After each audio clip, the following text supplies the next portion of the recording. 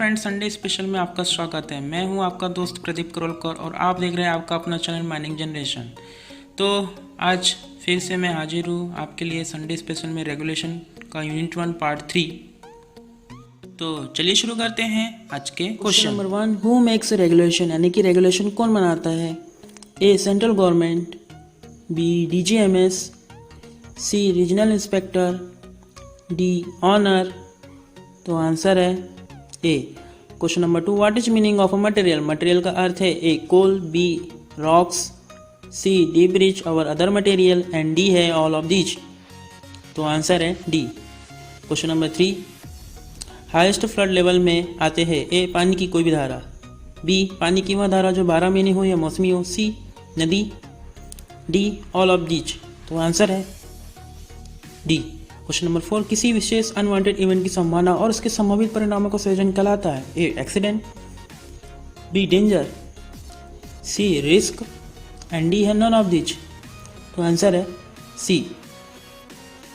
Question number 5, underground mine में रास्ता या गैलरी जो माइन के ऑपरेशन के लिए मेंटेन किया गया हो, A roadway, B haul road, C highway and D है ऑल ऑफ दीज।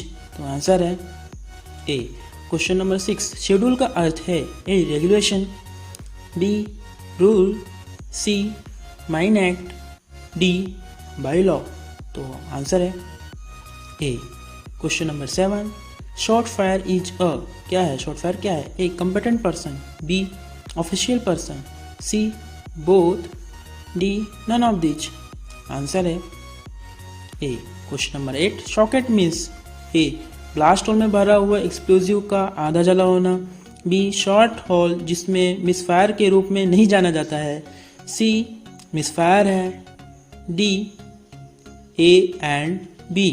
तो आंसर है D. Question number 9, underground mine का वह भाग जिसका इनटेक रास्ता मुख्य इनटेक रास्ते से निकलता है और रिटर्न रास्ता मुख्य रिटर्न रास्ते से जा मिलता है कहलाता है A ventilation district, B main return, C goaf and D है वर्किंग प्लेस। तो आंसर है ए। क्वेश्चन नंबर 10, कोल की खोज करने या कोयले प्राप्त करने के लिए माइन में की गई एग्जीक्यूशन या की जा रही एग्जीक्यूशन कहलाती है? A working, B working place, C both and D है नन ऑफ दीज। तो आंसर है ए वर्किंग कहलाएगी। क्वेश्चन नंबर 11, माइन का ऐसा प्लेस जिसमें किसी भी व्यक्ति को जाने का कानूनी अधिकार होता है? A working, B working place, C district and D है गोफ। तो आंसर है B. Question number 12, sampling in charge क्या है? A competent person, B on settle, C official person, D none of these. तो आंसर है सी। क्वेश्चन नंबर 13, शाफ्ट के अंदर ऊपरी सिरे व फ्लोर के बीच उतरने का स्थान या प्लेटफॉर्म और उससे की गई एग्जीक्यूशन कहलाती है? A onsetter, B inset, C basement, D none of these. तो आंसर है बी। क्वेश्चन नंबर 14, फॉर्म को स्पेसिफाइड कौन करता है, यानी कि निर्धारण कौन करता है? A DGMS, B regional inspector, C central government, D district magistrate. तो आंसर है A DGMS। Question number 15, what is meaning of a form, यानी फॉर्म क्या है? ए रेगुलेशन है, बी रूल है, सी माइन एक्ट है, डी MMR है।